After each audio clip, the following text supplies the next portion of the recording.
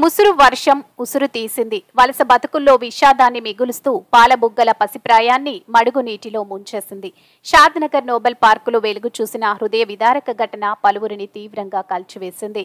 అభం శుభం తెలియని 13 నెలల చిన్నారి ఆడుకుంటూ వెళ్లి మడుగు నీటిలో పడి మృత్యువొడికి చేరిన ఘటన షాద్నగర్ పురపాలిక పరిధిలోని నోబెల్ పార్కులో చోటు చేసుకుంది.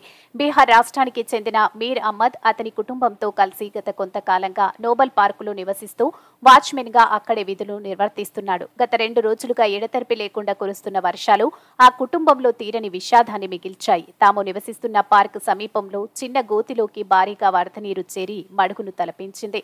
ఆడుకుంటూ వెళ్లిన 13 నెలల చిన్నారి బాబు అరీఫ్ ను అక్కును చేర్చుకుని అంతులేని లోకానికి తరలించింది. పసికందు కనిపించకపోవడంతో అప్రమత్తమైన కుటుంబ సభ్యులు నీటి మడుగులో మునిగిన చిన్నారిని వెలికితీసి ప్రథమ చికిత్స నిర్వహిస్తూ హుటాహుటీన ప్రభుత్వ ఆసుపత్రికి తరలించారు. చిన్నారి పరిస్థితిని గమనించిన వైద్యులు మార్గ మధ్యంలోనే మృతి చెందినట్లు నిర్ధారించారు. చిన్నారి ఆరిఫ్ మృతితో కుటుంబ సభ్యులు రోదనలు మిన్నంటిన వేళ కాలనీలో విషాద ఛాయలు అలుముకొని పలువురు స్థానికులను కంటతడి పెట్టించింది ఈ ఘటన. ఈరోజు 4 గంటలకు మనకు సమాచారం వచ్చింది. షాద్నగర్ పిఎస్ లిమిట్స్లో నోబెల్ పార్క్ కాలనీలో ఉన్న పార్కులో వర్షాల కారణంగా కొద్దిగా 2 ఫీట్ల లోతులో ఉన్న వాటర్ ఉండడంతో రోజువారీలాగే బీహార్ రాష్ట్రానికి చెందిన ఖాతుం యొక్క కొడుకు 13 నెలల బాబు దాంట్లో ఆడుకుంటా పడడం జరిగింది.